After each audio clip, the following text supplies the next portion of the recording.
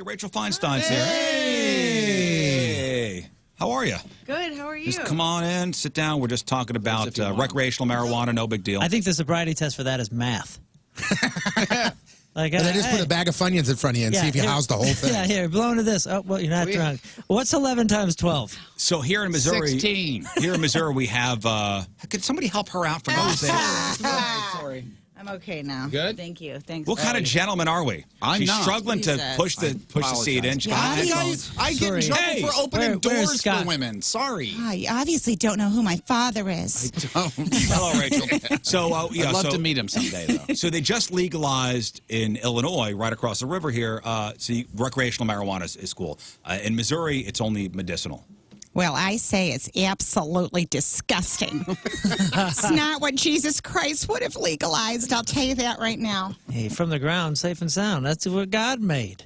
That's not what God said. God didn't have said that. The devil's lettuce? No, I thought we were going to talk about blow and hookers, so I'm just glad. All right. Blow and hookers. Yeah, blow and that was two different activities. Blow and space and Talk slower. space hookers. Drugs and sex workers. Yes. Just to be clear. I'll say, why, some marijuana? Well, why not? You're right. Space in between. Thank you. We saw you on Fox 2.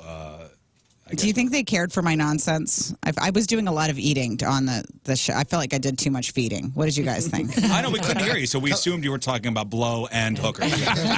Kolaches are delicious, so.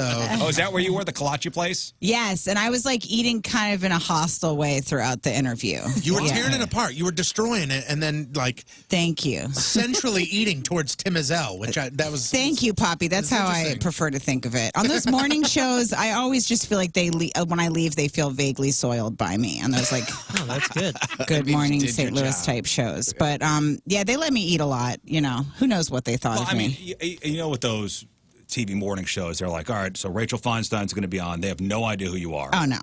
No. And do you think they're given a list of questions or they're just trying to fill time? No, they have no. I'm probably the only Jew she ever met. Yeah, everybody was. I don't know what's happening. They don't know what's happening. Yeah, and that's why I come in I just try to get as much out of it as I can very fast. I ate maybe 7 of those things.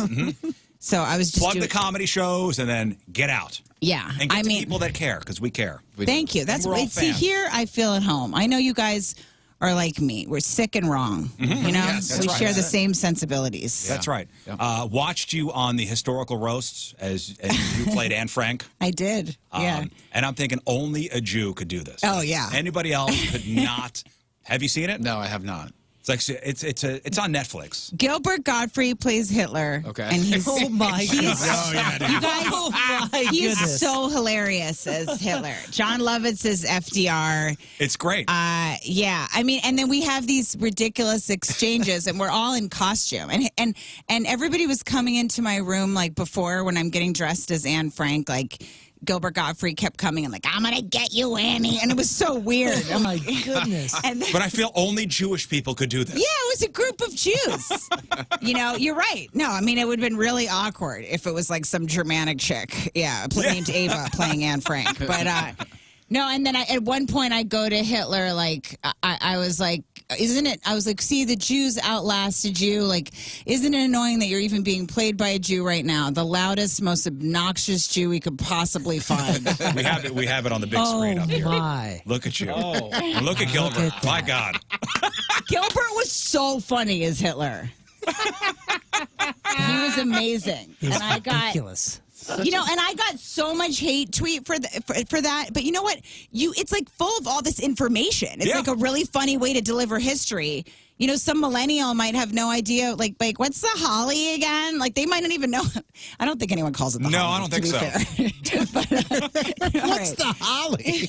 Well, but, you know, they learn about it at the same time. But you get these vicious tweets, and a lot of them were from German Jews because they probably, or German people because they probably feel guilty maybe, and it was, they would yell at me these long and a lot of the tweets were in German. So I just felt like I was getting scolded, by just like some German soldier. I just wake up to this barrage of angry German people. And it was because of you playing Anne Frank. Like, it's not, you shouldn't do this. Right, yeah. But you're right, though. It's delivering information, historical information, accurate information in a funny way. In a funny way. And it's like, that's how people remember. That's the only way I learned in school. They couldn't stuff information in my dumb brain. I was like a wild emergency moron in school. It's like when the teachers make things relatable. Yeah, but when they make it funny, right? So, whatever. I mean, I want to curse right now, but I can't. So I'm trying to find some substitute sentence. But, forget the haters, right? You told me that this morning, I think. You texted. Forget the haters. Forget the haters. Do you read any of the comments under your YouTube video? I mean, I read everything. You're not supposed to, but do you really? Yeah, I read everything. There's this Some one of guy. It hurts. Did you even Google translate the German? I didn't, but I read everything. There's this guy. Really? I can't say. No. Okay, I can't say his name, but it rhymes with Watt Waffles. His name is Mr. Watt Waffles. Okay, that's his name, and he said.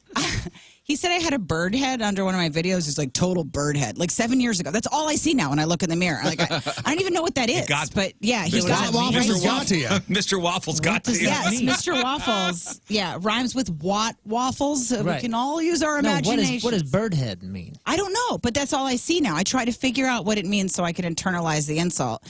But I'm like, I do have a bird head, but like I don't even really know what do I do have a bird head, even though I have no clue what that means. But it's a bird head. Apparently, he's it's like very total insulting. bird head, and then I was like, do I look like a bird all these years? And I had Look it up on Urban That's Dictionary. what I am. We're gonna get to the bottom of this right now. Then what if the definition is and she does have one? Then what? I know. It's what if we really do? It is going to be really awesome. Then there's another guy on Instagram, and he sends me videos of like food he wants to cook for me. He calls himself Tony on the Grill, and he does these like walk and talk videos in his kitchen. It's really alarming, but I find it soothing.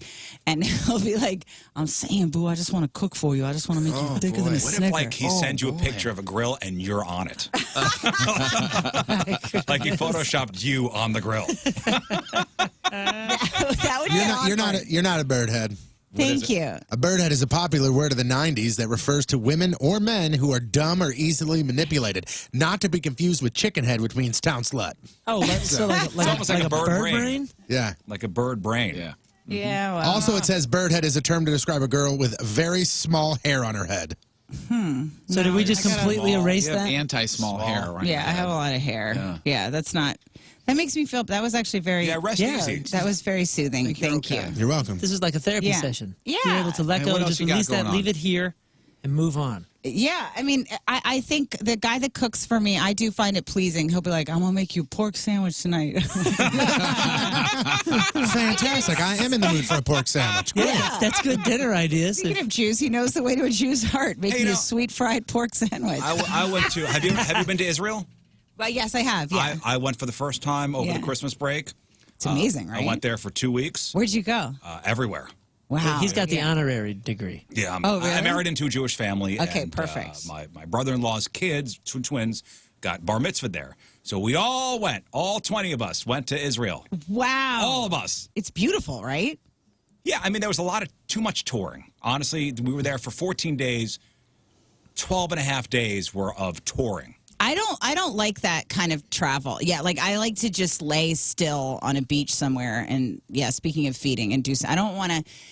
We lived outside D.C., so my parents would have this friend like Rich Salzman is coming to town and he's going to want to see the monuments. And it was like, who could give a hell about a monument? We had to get at 6 a.m. We had this aggressive monument schedule. We just like we all packed trail mix. We just had to get to the next So monument. it was like, I'm how much who old cares? stuff are we going to see? Yeah, I find it really. I don't like that kind of thing. I get very bored in museums. I feel sorry for the things inside of the museums. 7:30 on the bus, and then we go till like 5 o'clock. Yeah, we went to the Holly Museum. Like It's too much if on vacation if you got a carb load the night before because you're going to be walking so much the next day. How many days were you there?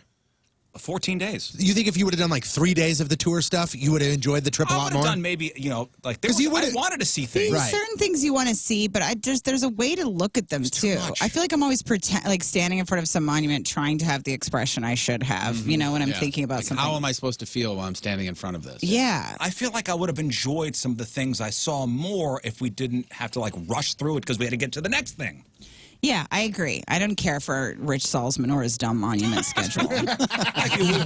We were down in I floated in the Dead Sea, which was we did too. Which was great. Joe Mackey, Joe Lists, and we all went into the Dead Sea together, and it was a pretty amazing experience. By the way, Sam Morril also said he loves you guys, wanted me to send to you. Oh, yeah. He said you're like his favorite radio to do ever. I started following him on social media because of him. Dude, he's great. Yeah, he was great. I'll tell him we said hi. He's hilarious. Especially me. Tell him I said hi. But trying to explain Israel to people who haven't been, it's I guess you gotta go. Yeah. To really experience. Well, you really sold the need to, or the desire for other people to want to go. Well, first off, we got there. Since you've been back, it's just been like, it rained, never again. It rained the first 4 days we were there, and they said it rained more in these 4 days than it has in 10 years, which was wonderful. Congratulations on being there for that. Don't forget the hotel debacle, or the Airbnb, I suppose. Yeah, they canceled our hotel when we were going to Jerusalem. We were there over Christmas and New Year's. What a disaster. Yeah, that's a pain. But you're right about the history with people don't know anything.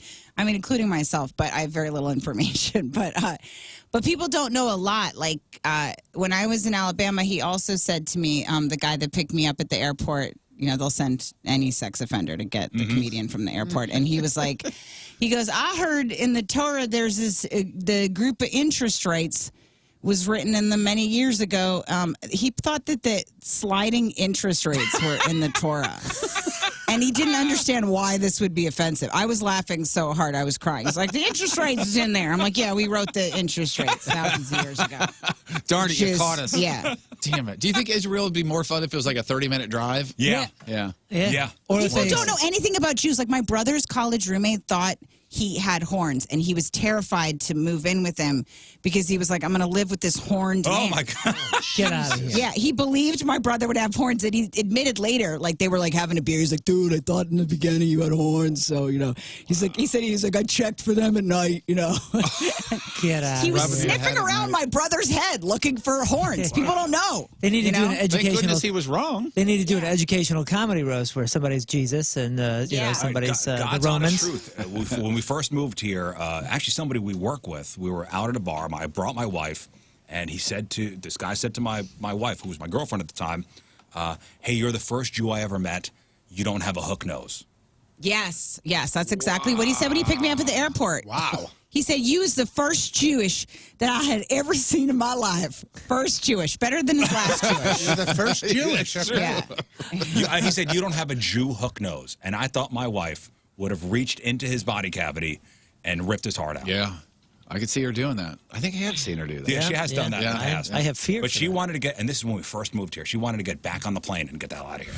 See, I think it's so funny and that I just cry because it's hilarious. To me, it's also hilarious for somebody to walk around being frightened of my dumb brother because they thought he had some horns. He should have just rolled with it. Yeah. Yeah. Well, luckily, he wore a baseball hat to bed, so he never did discover his horns. Yeah. You want to get me pissed off because the horns will come out. Yeah, use that as like...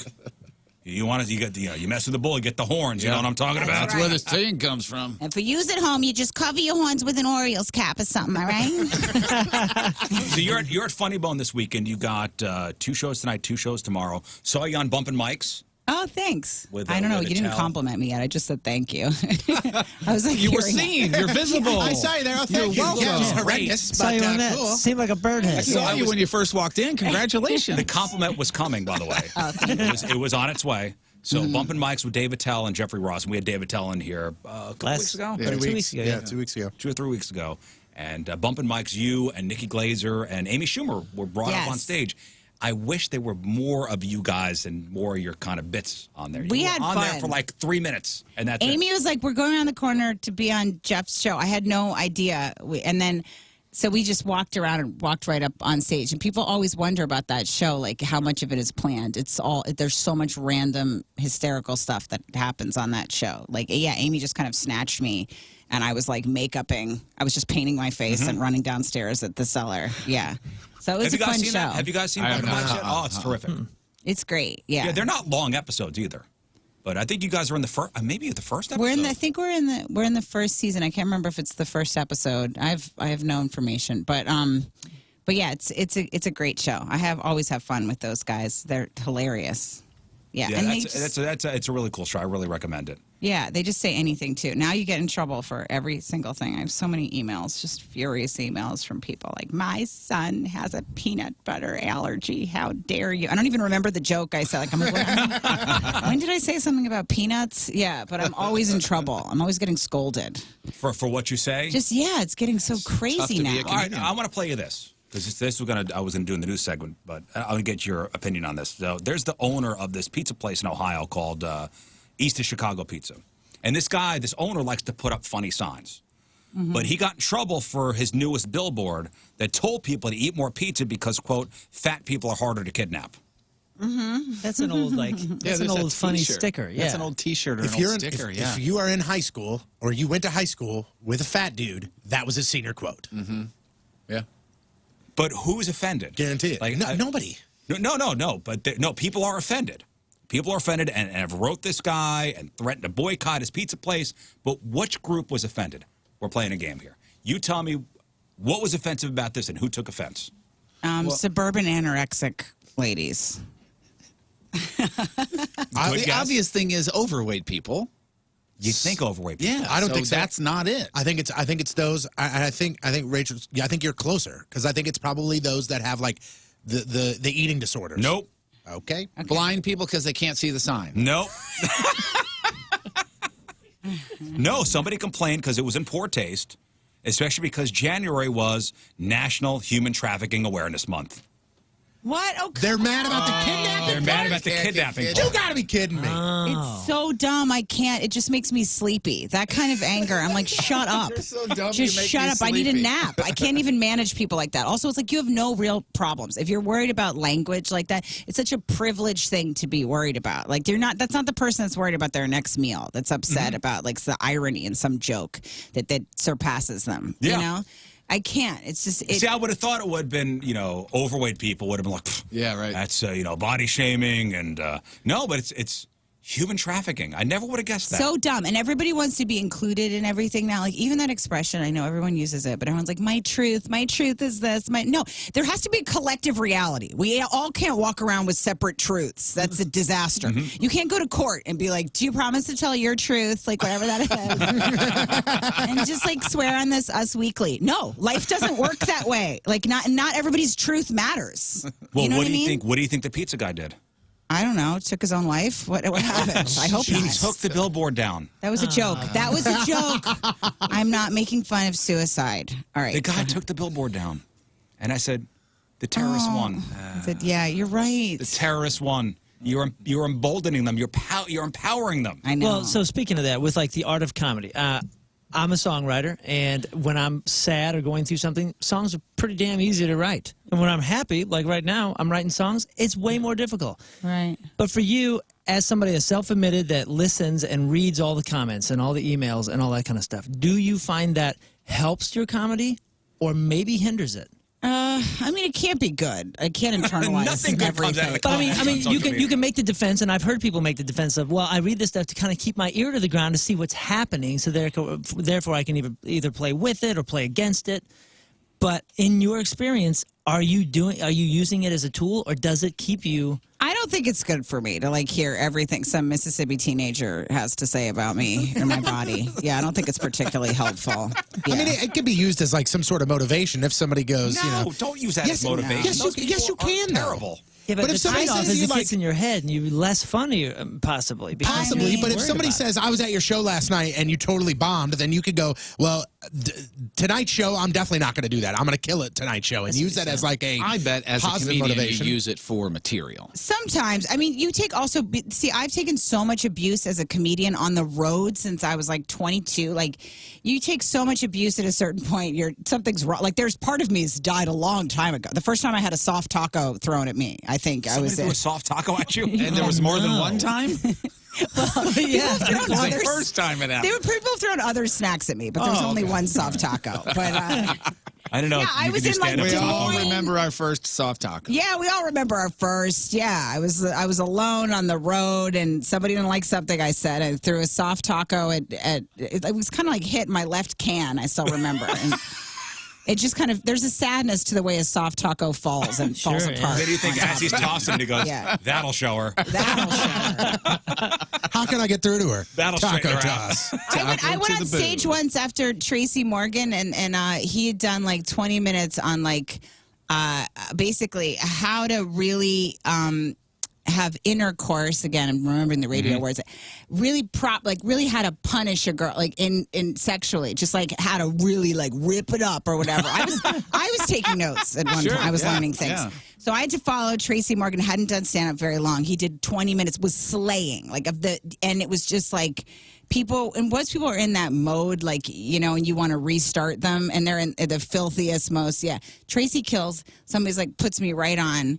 And a comedian had told me once, if you're bombing really bad, say the most honest thing that comes to your mind, which is terrible advice because they're not like, if you're bombing, the audience isn't like, what makes her tick? Like, let's pull back this curtain. No. Let me find something funny. Yeah, they're with not her. like, show us pull it back a little. Like, read us your journal entries. No one cares. So in the middle of my set, the most honest thing that came to my mind, and I had no experience yet, was that it was my 23rd birthday. So I just go, it's my 23rd birthday, and I'm already bombing. You know, so they hate me. They don't want to know I'm celebrating something special, you know. And this woman stood up, and she goes, 23 years of not being funny. Damn, and then the chalupa went whizzing by your ear. High-fived her entire table. I'll never forget that barrage of high-fives. See, so much has happened to me over the span of so many years. And I've been, like, alone in Toledo getting heckled on New Year's Eve. It's got to be the worst when you know you're not doing well, and then somebody stands up, says something, and gets a bigger laugh no matter what else you said. At the Hebrew Home for the Aging, and I'm not bragging, but I made it in show business, and I was playing at the Hebrew Home for the Aging in the Bronx. And in the middle of my show, this woman stood up, and she goes, "This is my Friday evening." And to this day, it's the worst I've ever been heckled. Oh, my goodness. Because I knew what she meant. She's like, "I have maybe 2 Fridays left, bitch." I'm like, don't you mess this up for me. I had nothing for those people. What is it that she was looking for on Friday that she wasn't able to do Monday through Thursday? Yeah. Thank you. In all honesty, you retired, everything's good. Like, it's the same stuff every day, right? They were shaking the same fountain is out there. They changed the bed sheets on Friday. Walkers. And you have not experienced rejection until you've had 60, 90-year-old people shake walkers in your face. I guess they can't exactly get up and leave really fast. No, they can't. That's why they felt stuck. That's good. I'm out of here. You guys remember? She has lived like 4 Simpsons episodes. Well, do you guys remember the one time I did stand-up? By the way, I did stand-up one time, crushed it, and then retired after. Here we go. Who had 8 minutes? So I played. So there was the opener, then I went on, and the opener for me did not do well. It was. She did not. Wasn't her best night? It wasn't her best night. Yeah, I liked her style, but it didn't. The first 4 minutes was about when you are done with your pet, not like the pet dies, but when you are done with them and you want to get rid of it, on how to kill your dog. But listen, some of it was pretty funny. It just wasn't the right audience. It just wasn't the right audience. It didn't connect. I can see that same thing with a different sort of charts audience being incredible. It's just, it wasn't her night. You can't open with the how to kill your dog, but I'm not sure. I don't have any how to kill your dog. Well, I was standing off the side. I was very nervous as it was. I do 5 minutes, and I'm standing off to the side. I'm hearing the crowd boo. And then I hear somebody stand up and say, and cut through the silence going, "Hey, slow down, relax." Yeah. Slow down. No, it was a woman that stood up and said, "Slow down, honey." Oh, God. That's even more hurtful. Yeah, that's so not okay. I don't do this for a living, but I'm going to tell you how. It's not only is it not okay for her on stage, but for me, neurotic, standing off to the side. Right, waiting. And then Dan Soder was back. I was opening up for him, and he goes, "Good luck out there." Some woman that night came up to me before the show and said, "We drove 90 minutes to watch you fail." Wow. Yeah. What? That's so alarming. That just gave me the chills. How did you do? I called her the C word. Sure did. Yeah, that's to her face. Directly to her face. Yeah. Wow. Well, to her face. There's ever a moment. What happened? How'd you do? How'd you do? Oh, I crushed it. And then I retired. Wow, really? You killed. I killed it. But you cleaned up after, too. Killed it. Killed it and cleaned up. And that's it. I said, I'm done with this. I can't take this. Yeah. I can't take it. Yeah, all of the people that were calling to ask him to do it again, he kept saying no. I said, nope, I've retired, and I will not come out of retirement. Yeah. My physically, I couldn't take it. He said, "You know how hard it is to fly all my family in for one night?" We had sold out the place. It was a good night, and then that's it. Leave them laughing, right? Yeah, you don't want that soft talk on one of your cans. No. I don't want that for you. No. Since you were here last time, I think you were here with us, not in this studio. You were actually downtown with us, an old studio.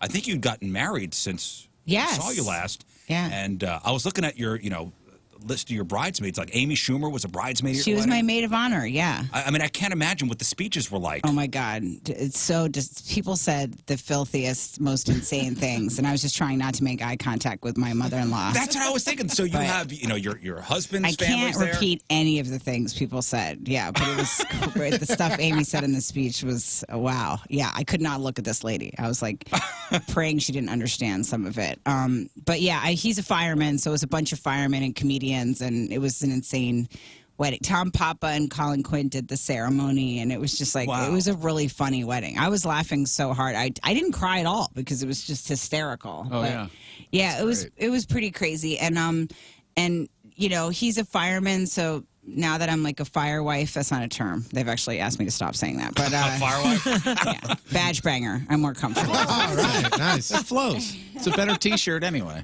Firefighter. That's how they pronounce it. He's like a New York fireman. Firefighter. Yeah, like his brother has no accent, but he says like firefighter. It sounds like a little kid trying to say what his dad does. Right. Like, my daddy's a firefighter. Like letters are missing or scrambled.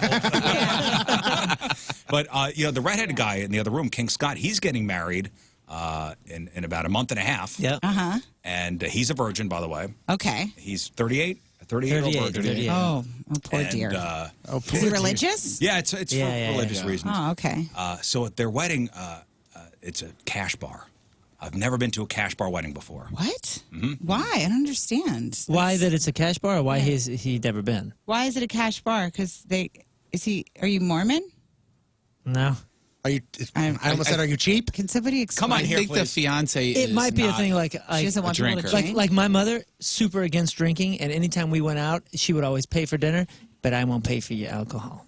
Oh, That kind of thing. So I think see. it's that type of. Is it like, I'm not going to pay for your sin, y'all? Yeah. Kind of, yeah. We're not Baptist, but it's close. Something like that. Wow. And you don't drink either? I do occasionally, yeah. With Right. these So you're going to have to pay for Yeah, your it's own our fault. I've seen Scott turn it up. Yeah. Oh, you got yeah. to pay for your own drinks at your wedding? I guess so, yeah. Are you so excited to get laid? Like, you must be. See, I don't You care have about such the a open pleasing bar. expression. Think how backed up this poor man is. But look, he looks delighted. It's going to be I a guess wonderful because you know time. it's around the bend. Yeah. Yes. Well, this is what it's going to sound like on his wedding night.